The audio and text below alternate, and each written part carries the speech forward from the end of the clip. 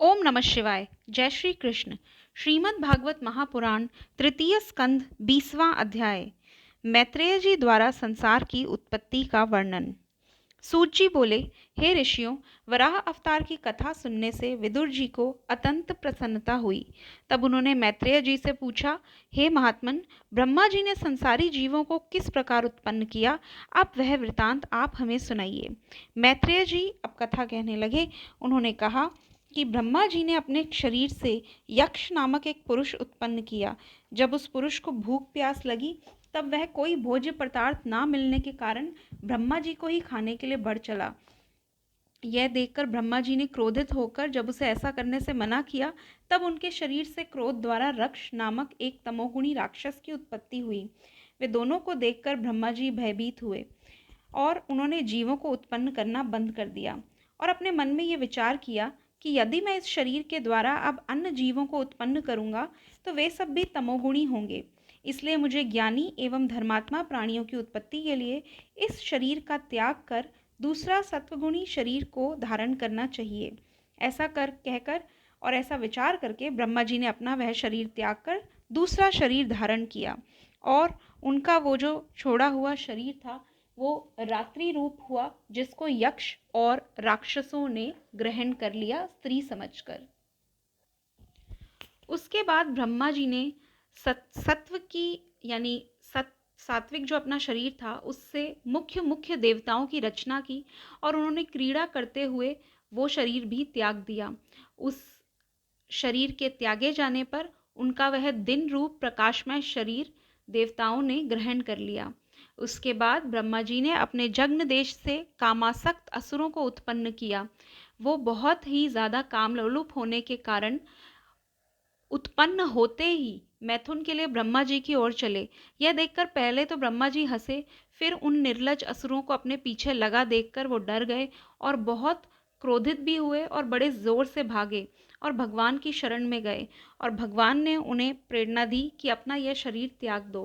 फिर ब्रह्मा जी ने वह शरीर छोड़ दिया और उनका वह छोड़ा हुआ शरीर एक सुंदर स्त्री संध्या देवी के रूप में परिणत हो गया और उस शरीर को असुरों ने ग्रहण कर लिया। उसके बाद ब्रह्मा जी ने गंधर्व अप्सराओं को उत्पन्न किया। उन्होंने ज्योत्सना या चंद्रिका रूप अपने उस कांतिमय शरीर को भी त्याग दिया। उसको विश्वावसु आदि गंधर्वों ने प्रसन्नता पूर्वक ग्रहण किया।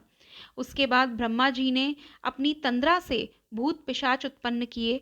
उन्हें दिगंबर या वस्त्रहीन और बाल बिखरे देख उन्होंने आंखें मूंद ली और उस शरीर को त्याग दिया। ब्रह्मा जी के त्यागे हुए उस शरीर को, जो कि जम्हाई के रूप में था, भूत पिशाचों ने ग्रहण कर लिया। इसी को निद्रा भी कहते हैं। और अगर कोई मनुष्य झूठे मुंह सो जाता है तो उस पर भूत पिशाच आदि आक्रमण करते हैं, उसी को उन्माद भी कहते हैं। फिर भगवान ब्रह्मा ने भावना की कि मैं तेजोमय हूँ और अपने अदृश्य रूप से साध्यगण एवं पितृगणों को उत्पन्न किया।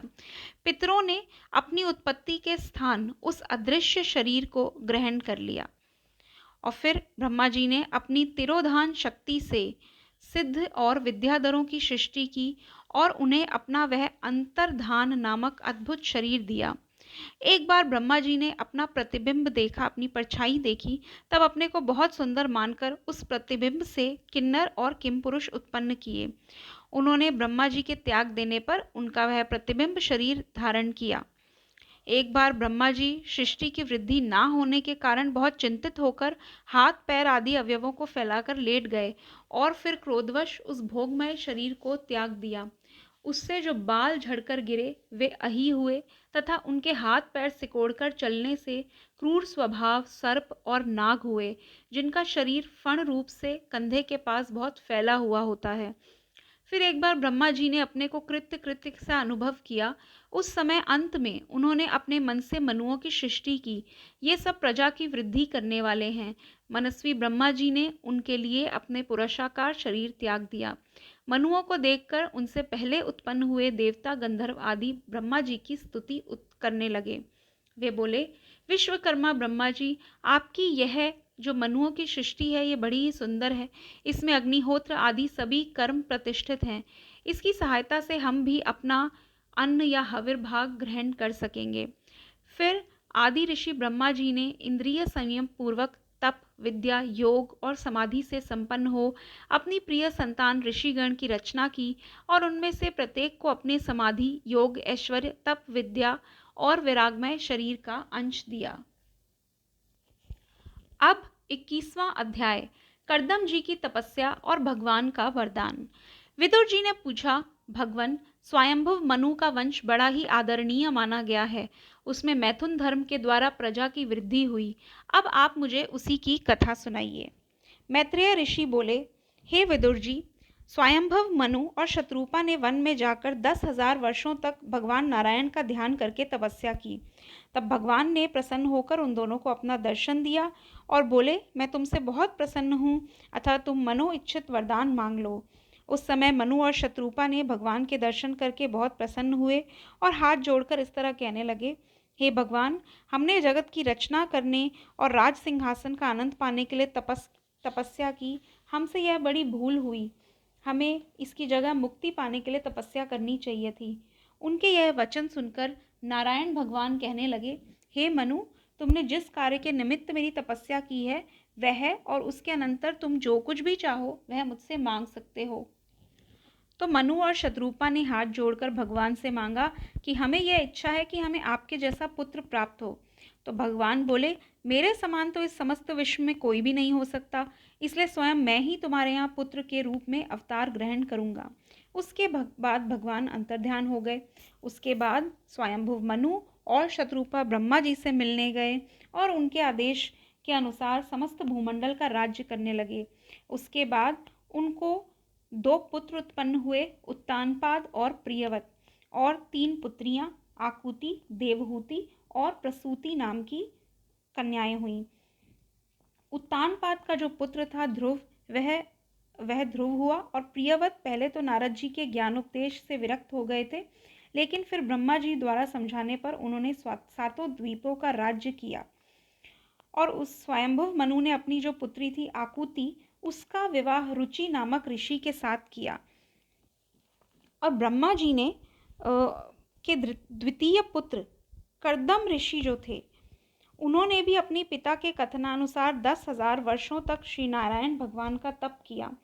तप से प्रसन्न होकर भगवान ने उन्हें दर्शन दिए और वरदान मांगने के लिए कहा। तो जो कर्दम ऋषि थे उन्होंने कहा कि हे प्रभु, मैंने सृष्टि रचना के निमित्त तप किया है, इसलिए आप मुझे इसी के हेतु वरदान दीजिए। तो ये सुनकर भगवान ने कहा कि आज से तीसरे दिन स्वयंभुव मनु अपनी कन्या देवहूति का विवाह तुम्हारे साथ करेंगे, तो तुम उस विवाह को स्वीकार कर लेना। और इस प्रकार का वरदान देने के बाद श्री नारायण जी के नेत्रों से यह विचार करके आंसू गिरने लगे कि देखो, कर्दम ऋषि ने केवल विवाह के लिए ही 10,000 वर्ष तक ऐसा घोर तप किया है।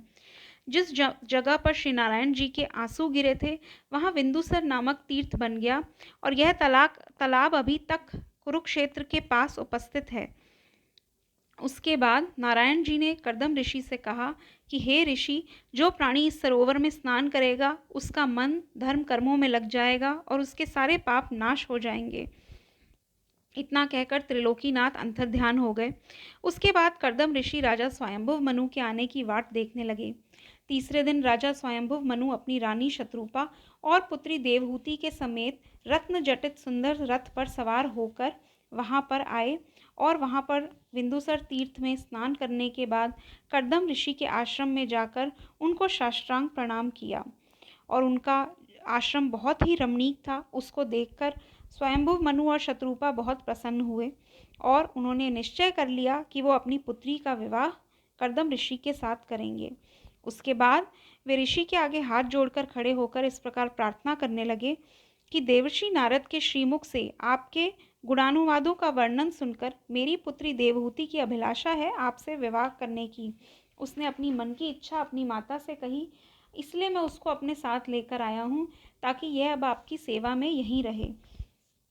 उनके ऐसे वचन सुनकर कर्दम ऋषि को बहुत प्रसन्न हुए और उन्होंने कहा कि आपकी आज्ञा मुझे स्वीकार है।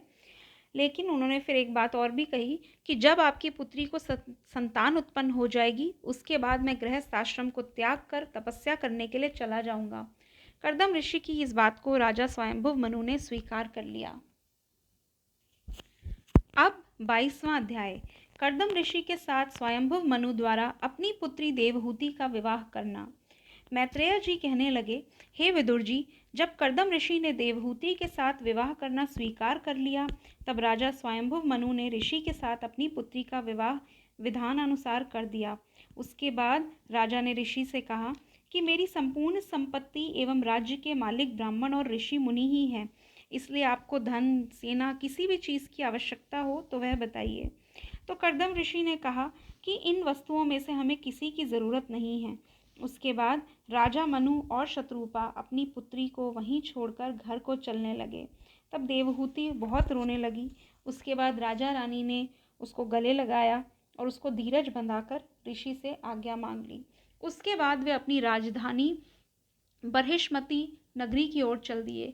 ये वही नगरी है जहाँ वराह भगवान के रोम गिरने से यानी बालों के गिरने से कुशा प्रकट हो गई थी और ऋषि मुनियों के द्वारा मंत्र पढ़े जाने के कारण इस पुरी में असुरों का प्रवेश होना असंभव था। तो यहाँ पर एक बार राजा स्वयंभुव मनु अपने सिंहासन पर बैठकर यह विचार किया कि मेरे पास राज्य और संपत्ति अधिक है। संसारिक प्राणी धन हो जाने पर भी उसे अपने आनंद के लिए तो खर्च कर देते हैं, किंतु परलोक सुधारने के लिए दान पुण्यादि कुछ नहीं करते। भगवान जिस मनुष्य को धन संपत्ति दे, उसे चाहिए कि वह उस धन को श्री नारायण जी के नाम पर शुभ कर्मों में अवश्य लगाएं। ऐसा सोचकर राजा स्वयंभुव मनु ने हर साल विधानानुसार यज्ञ करना शुरू कर दिया। वे नित्य प्रति प्रातःकाल ब्राह्मणों को अनेक गांवें एवं स्वर्ण आदि बहुत सी वस्तुएं दान में देने लगे। नित्य कर्मों से निश्चिंत होने के बाद वे साधु महात्मा एवं ब्राह्मणों के मध्य में बैठकर श्री नारायण भगवान के गुणानुवाद और लीला कथाओं को सुना करते थे। जिस समय कोई साधु संत वह तथा महापुरुष नहीं होते थे, उस समय वे खुद ही भगवान नारायण का ध्यान करते थे और उनमें मन लगाते थे। इस तरह राज्य करते करते 71 चतुर्युग पूरे हो गए, जो एक मनु का समय है। हर मनु 71 चतुर्युगी से कुछ वर्ष अधिक तक राज्य करते हैं। उसके बाद उनके नारायण जी की दया और हरि भजन के प्रताप के कारण अंतकाल आ पहुंचा और अंतकाल तक उनका यश और वैभव जैसे को तैसा बना रहा। उनका कोई भी क्षण भगवत चर्चा एवं हरि स्मरण के बिना व्यतीत नहीं होता था। उनके राज्य में आवश्यकता अनुसार वर्षा होती थी। वृक्षादि हर समय फल फूल से लदे रहते थे। उनकी समस्त प्रजा सुख भोगते हुए भगवान नारायण का भजन कीर्तन तथा स्मरण करती रहती थी। दुख का नाम तो किसी ने स्वप्न ने भी नहीं सुना था। जगत के सर्वप्रथम सम्राट महाराज मनु वास्तव में कीर्तन के योग्य थे। मैत्रेय जी बोले, यह मैंने उनके अद्भुत चरित्र का वर्णन किया, अब उनकी कन्या देवहूति का प्रभाव सुनो। ये अध्याय यहीं समाप्त हुआ। धन्यवाद।